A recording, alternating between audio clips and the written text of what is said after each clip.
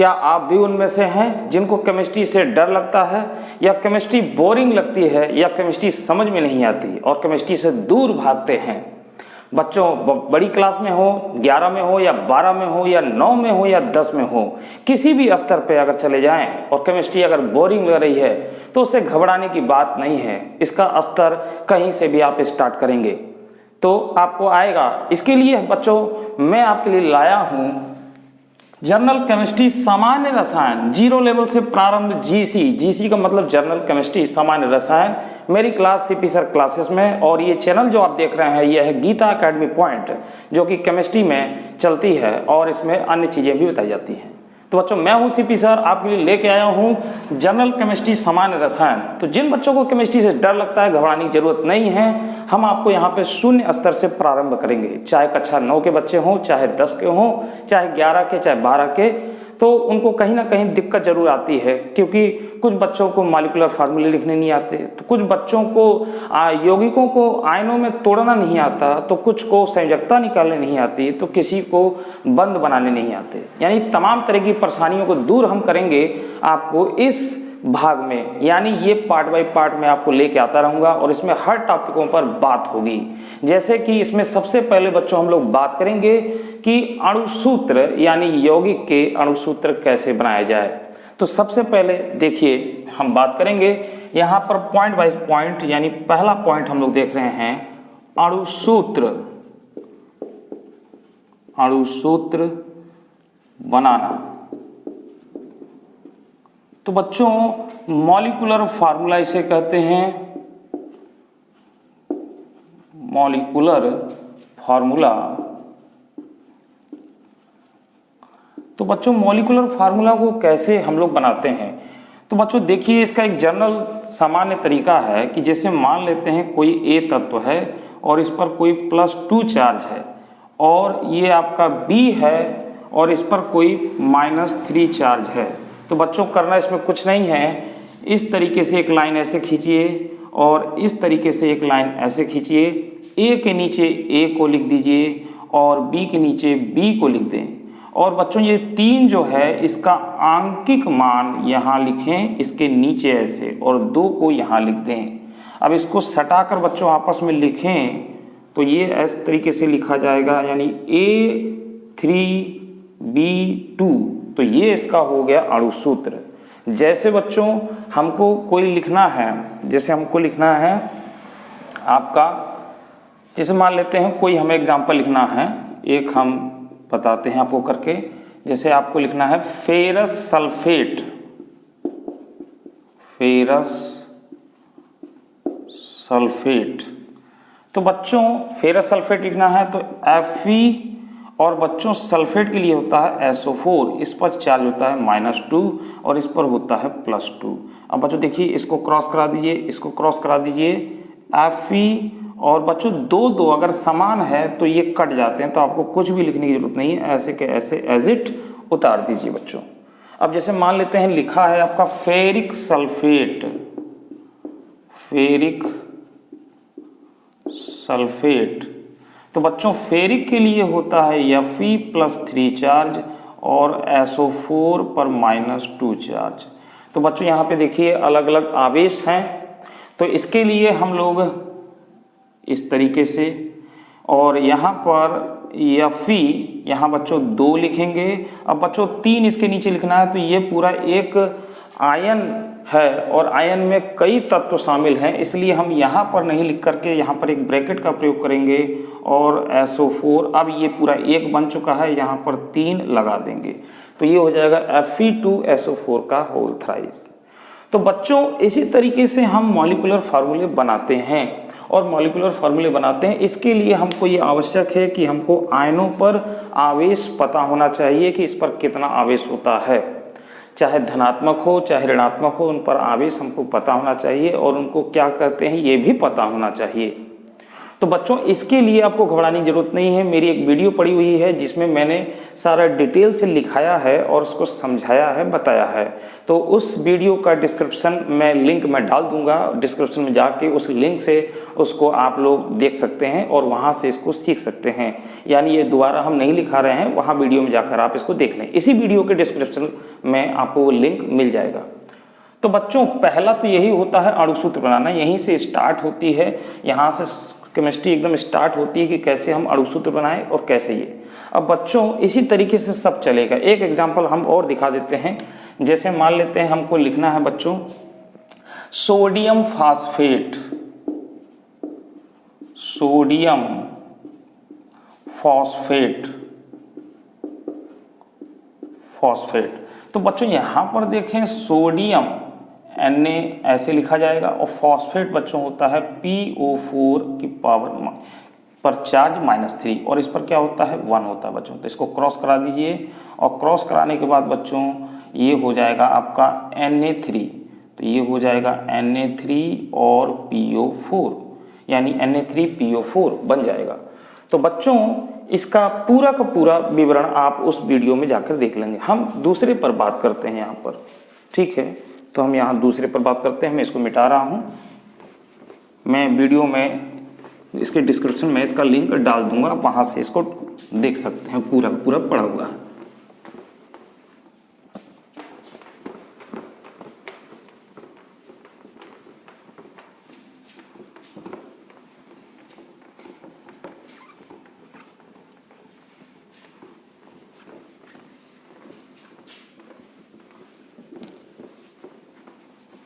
चलिए बच्चों, तो बच्चों पहला तो आप समझ गए, इसको लिखना है तो आप उसको पढ़ लीजिए, फिर भी नहीं समझ में आता तो कमेंट्स बॉक्स में लिख के बताएं, मैं इसको दोबारा से बनाऊंगा, बताऊंगा।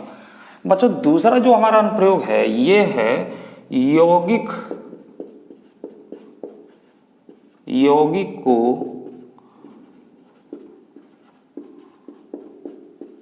आयनों में तोड़ना, आयनों में तोड़ना। तो बच्चों ये बहुत ज़्यादा प्रॉब्लम होती है 9-10 के बच्चों को, बच्चे 11-12 में आ जाते हैं परंतु उन्हें पता नहीं होता कि कैसे हम इसको लिखें, आयनों में कैसे तोड़ें और कहाँ तोड़ें, क्या कितना आवेश चढ़ाएं। तो इसके लिए मैं आपको बताता हूँ। देखिए तो बच्चों सबसे पहले देखिए क्या तरीका है इसका। जैसे बच्चों हमें तोड़ना है फेरिक सल्फेट या चलिए एक एग्जाम्पल ले लेते हैं, इसी से ले लेते हैं, फेरिक सल्फेट ये है। अब बच्चों हमारे पास पहले तो इसका फार्मूला, इसलिए मैंने पहला आपको जो बताया वो फार्मूला लिखना। तो फार्मूला देखिए मैं अब लिख देता हूँ Fe2SO4 का होल थ्राइस। अब बच्चों इसको आयनों में तोड़ना है, कैसे तोड़ा जाएगा ये हम सीखते हैं। तो बच्चों देखिए यहाँ जो संख्या लिखी है, यहाँ जो संख्या लिखी है, ये जो नंबर्स लिखे हैं इनको कहते हैं परमाणुकता, यानी Fe के यहाँ पर 2 परमाणु हैं और सल्फेट आयन यहाँ पर 3 दिखाई दे रहा है। तो बच्चों तोड़ते समय यहाँ पर देखिए ये आपको ध्यान देना होगा, ये जो 2 आगे है ये 2 आगे आ जाएगा और यहाँ पर दोनों के बीच में, क्योंकि ये ऋणात्मक आयन है, इसके 2 पार्ट हो गए बच्चों। एक तो आपका ये हो गया धनायन और ये वाला जो पार्ट हो गया बच्चों तो ये हो जाएगा ऋणायन।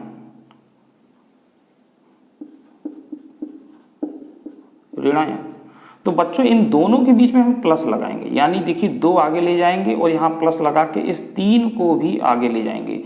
तो देखिए कैसे हो जा रहा है बच्चों, ये 2 आगे मैंने लिखा और फिर मैंने Fe लिखा और Fe लिखने के बाद बच्चों देखिए मैंने यहाँ प्लस लगाया और प्लस लगाने बच्चों फिर 3 मैंने आगे बता रहा हूँ, तो 3 आगे आप लिख दीजिए और फिर इस आयन को आप ऐसे लिख दें, ठीक है। हमें आवेश नहीं पता। तो बच्चों यहाँ पर 2 चीज़ें हैं, 2 चीज़ों में से किसी एक चीज़ पर आपको आवेश पता होना चाहिए, ठीक है। इसके लिए मैंने टेबल बना रखा है, वहाँ टेबल से जाके आप इसको नोट कर लेंगे, ठीक है, और उनको याद कर लेंगे। सबसे बड़ी बात है याद कर लेंगे। तो बच्चों ये सल्फेट होता है, इस पर -2 आवेश होता है, हमें इस पर नहीं पता। चलिए कैसे देखा जाता है।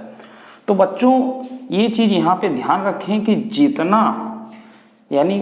जितना माइनस आवेश होता है यानी ऋणात्मक आवेश होता है उतना ही धनात्मक आवेश होता है, यानी कंपाउंड जो बनता है वह उदासीन अवस्था में है। तो यानी जितना माइनस है उतना ही प्लस होगा। ठीक है, तो यहाँ पर आप इस चीज़ को लिख सकते हैं बच्चों, किसी यौगिक में धन आयन, धनात्मक आवेश की संख्या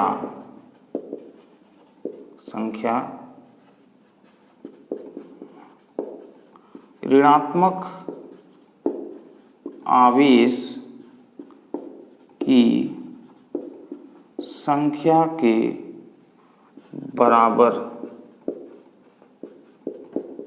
होता है। उदासीन में ये मैंने आपके लिए बात लिख दी। तो बच्चों यहाँ पर देखिए उदासीन है। अब बच्चों यहाँ पर देखें तो 3 दूना 6, यानी 3 का गुणा -2 में अगर करें, -2 का मतलब ये लिखा हुआ है, तो बच्चों कितना आ जाएगा, 3 दूना ये -6। ठीक है, तो बच्चों -6 इधर है तो +6 इधर होना चाहिए, +6 इधर होना चाहिए। अब बच्चों यहाँ पर +6 है। ठीक है, तो +6 यहाँ पर बच्चों ये 2 लगा हुआ है, यानी 2 पर +6 है, 2 पर +6 है।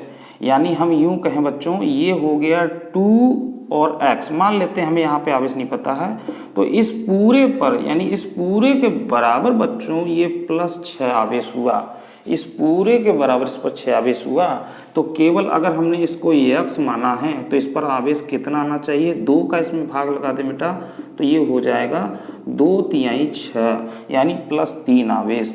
तो यानी इस पर बच्चों +3 आवेश होगा। यानी कुल मिला के ये इस तरीके से टूट गया, 2Fe और +3 चार्ज, और ये हो गया 3SO4 माइनस। चाहे तो यहाँ पे भी आप जो है 3 प्लस लगा सकते हैं ऐसे। ठीक है, तो देखिए 2 तिहाई 6, 3 दूना 6, तो 6 + 6 माइनस, 6 + 6 माइनस। ठीक है, घबराने की ज़रूरत नहीं है, सब सिखाएंगे यहाँ पर, आपको टोटली सिखाएंगे, डरने की कोई आवश्यकता नहीं है। केमिस्ट्री कोई रटने का विषय नहीं है, समझने का विषय है। ठीक है, आपने अभी तक नहीं पढ़ा है तो आज से प्रारंभ करें। तो बच्चों इस तरीके से देखिए हमने इसको आयनों में तोड़ दिया। चलिए एक और कंपाउंड लेते हैं। अब जैसे हम यहाँ पर एक अगला कंपाउंड ले रहे हैं, मैं यहाँ लिख देता हूँ एल्युमिनियम सल्फेट। अब मैं नाम नहीं लिखूँगा, मैं सीधे फार्मूला लिख रहा हूँ, Al2SO4 का होल थ्राइज। देखिए उसी तरीके से है ये। अब बच्चों इसको तोड़ना है तो देखिए उसी तरीके से तोड़ेंगे। ये आपका धनात्मक, ये आपका ऋणात्मक, दोनों के बीच में प्लस, और ये 2 आगे 3 आगे जाएगा, तो 2 आगे लगा दीजिए, तो ये हो जाएगा 2L + 3SO4, ये हो गया। अब चूंकि हमें इस पे नहीं पता, ये पता है, यानी कुछ पे पता होना चाहिए आपको, जनरली ऋणायन पर पता होगा। ठीक है, इसके लिए टेबल मैंने बना रखा है, तो आप टेबल से देख लें, ये फिक्स होता है। तो बच्चों इस पर -2, तो वही चीज़ें आपको देख रहे हैं, यहाँ पर आपका -6 है, तो यहाँ पर क्या हो जाएगा 2 × +3, तभी तो होगा 6, तो इसका मतलब यहाँ पर +3 आपको रखना होगा। तो बच्चों इस तरीके से ये पूरा टूट जाता है, 2L + 3 चार्ज और 3SO4 -2 चार्ज, इस तरीके से टूट जा रहा है। ठीक है बच्चों, अब बच्चों कुछ और भी देखें। जैसे आपका है बच्चों, एक है पोटेशियम डाइक्रोमेट, मैं नाम भी लिख रहा हूँ और नाम आप याद करते चलें, पोटेशियम डाइक्रोमेट। तो बच्चों इसका फार्मूला जो होता है K2Cr2O7। अब बच्चों यहाँ पर देखें, ये धातु है, ये धातु है और ये एक ऋणायन है। अब यहाँ पर आप सोचें कि हम ऑक्सीजन को अलग कर दें, इसको अलग कर दें, इसको अलग कर दें, तो ऐसा नहीं होगा। इसमें ऐसा नहीं होगा। यहाँ पर इसके 2 ही भाग होंगे, ये मेटल अलग हो जाएगा, यानी धातु हम अलग करेंगे और जो दूसरा पार्ट बचेगा वो आपका ऋणायन बचेगा बच्चों। तो यहाँ पर देखिए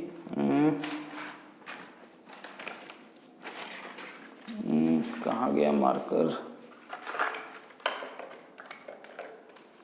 चलिए, अरे 1 मिनट, हाँ ये है। तो तो बच्चों ये यहाँ से ऐसे तोड़ दिया, ये चीज़ अलग हो गया, ये चीज़ अलग हो गया। अब आप देखें यहाँ पर तो आपको क्या नज़र आएगा बच्चों, ये दो आगे अगर हम लिख देंगे तो 2K और यहाँ प्लस लगाइए। अब ये Cr2O7, अब की बार हमें यहाँ नहीं पता, अब की बार बेटा हमें यहाँ नहीं पता कितना आवेश होगा, तो आप ये जानते हैं कि ये पोटेशियम है। अब पोटेशियम है तो इस पर कितना आवेश होता है, +1 आवेश होता है। तो यहाँ पर +1, एक प्लस लिखने का मतलब एक प्लस हुआ, तो 2 प्लस, तो इसका मतलब 2 माइनस इधर होगा, 2 माइनस इधर होगा। अब देखिए कुछ चीज़ें ट्रिक हैं जो कि मैं बताऊंगा, ये ट्रिकी अप्रोच से चलेगा बच्चों, ये ट्रिकी अप्रोच से चलेगा। मैं इसमें आपको ट्रिक देते जाऊंगा, छोटे छोटे ट्रिक देते जाऊंगा, ठीक है। अब जैसे देखिए यहाँ पर मैंने +1 लिखा, तो आपको ये पता है फर्स्ट ए वर्ग में बच्चों lithium, sodium, potassium, rubidium, caesium, francium, ये तत्व आते हैं। तो सभी पर जो चार्ज है इस पर भी +1 होगा, इस पर भी +1 होगा, इस पर भी +1 होगा, इस पर भी +1 होगा, इस पर भी +1, इस पर भी +1, सभी पर +1 है। तो उसी तरीके से मैंने K+ यानी यहाँ पर K+ लिखा है, यानी 2K+ और Cr2O7 डबल माइनस लिखा है मैंने। तो यहाँ पर 2 प्लस हो गया तो 2 माइनस हो गया, आप तोड़ देंगे, ठीक है। तो आप इसको ध्यान में रखें कि फर्स्ट ए वर्ग में इस पर जो होती है वो +1 होती है बच्चों, ठीक है, +1 होती है बच्चों, ऐसे यहाँ पर +1 होती है। तो आप समझ गए, इस तरीके से इसको तोड़ दिया जाएगा। बच्चों इसको तोड़ नहीं पाते हैं, ये इसमें प्रॉब्लम हो जाती है कि हम कैसे इसको तोड़ा जाए, तो ये मैं आपको बता रहा हूँ। अब बच्चों इस आयन को जो है हम कहते हैं chromate ion, chromate ion, chromate ion कहते हैं बच्चों इसको, क्या कहते हैं, क्रोमेट आयन। तो इस तरीके से बच्चों ये आपका होगा, ठीक है। एक एग्जाम्पल हम लोग और देखते हैं, ठीक है। तो एक एग्जाम्पल हम लोग और देखते हैं, क्या देखें, कोई जटिल सा ले लेते हैं, ठीक है। जैसे बच्चों देखिए हम लोग ले रहे हैं यहाँ पर, मैं यहाँ पर ले रहा हूँ KClO4, KClO4।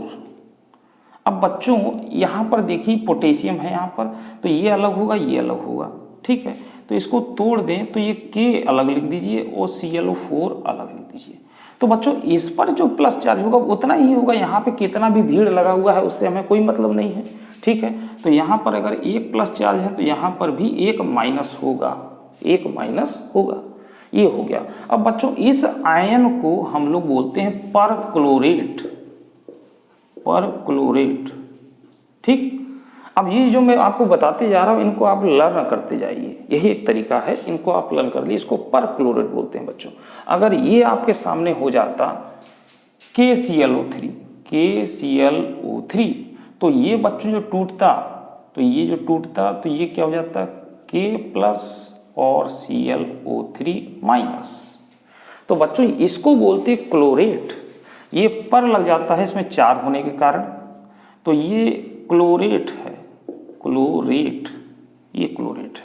तो बच्चों इसी तरीके से आप डिफरेंट करके तोड़ सकते हैं। मैं इसकी एक लिस्ट आपको दे सकता हूं, परंतु आप ऐसे सीखें इसमें, ठीक है। ऐसे बहुत से कंपाउंड आपको मिलते हैं जिसको आपको तोड़ना रहता है, जिसको आपको तोड़ना रहता है, छोटे छोटे या बड़े बड़े, किसी तरीके से, बहुत तरीके से ऐसे मिलते हैं। तो ये मैंने कुछ इस तरीके से बताया, तो आप इनका प्रयोग करके इस तरीके से इसको तोड़ेंगे, ठीक है बच्चों।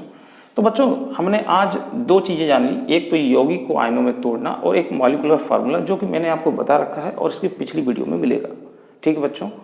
तो बच्चों ये सभी क्लास के लिए है, यानी कक्षा 9, 10, 11, 12, यानी 11, 12 में तो ये सब नहीं है, परंतु जो बच्चे इस तरीके से बेसिक चीज़ों को जानना चाहते हैं वो खास तौर से इस वाले वीडियो में जाएं और वहाँ पर ये आपको देखने को मिलेगा, ठीक है बच्चों।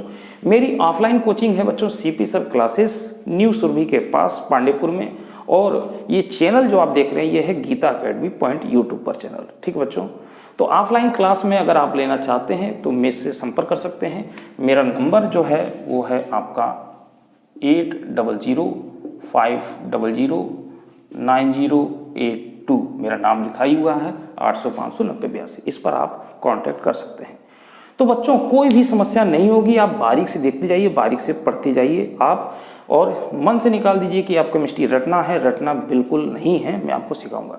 तो बच्चों आज की वीडियो में इतना ही। अगली वीडियो में हम इसके अगले टॉपिक पर बात करेंगे, एक एक करके धीरे धीरे सभी टॉपिक पर। जैसे इसमें अभी हमने ये 2 पढ़ा है, फिर हम ऑक्साइड पर बात करेंगे कि ऑक्साइड कैसे बनता है, डायरेक्ट उसका फार्मूला कैसे निकालेंगे, फिर अम्लता, फिर क्षारकता, तुल्यांकीय भार, छोटे छोटे इस तरीके से टॉपिक बनाएंगे। ये पूरा कंप्लीट करेंगे जीसी यानी जनरल केमिस्ट्री। ठीक है, बहुत बड़ा खंड है, ये बहुत बड़ा खंड है, तो धीरे धीरे हम लोग चलेंगे।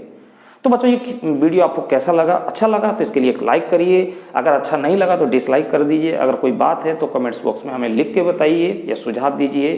ठीक है, जो भी बातें हैं वो हमें कमेंट्स बॉक्स में लिख के बताइए। ठीक है, तो आज की वीडियो में इतना ही, फिर अगली वीडियो मिलेंगे। तब तक अपना ख्याल रखें, खुश रहें, तब तक के लिए गुड बाय।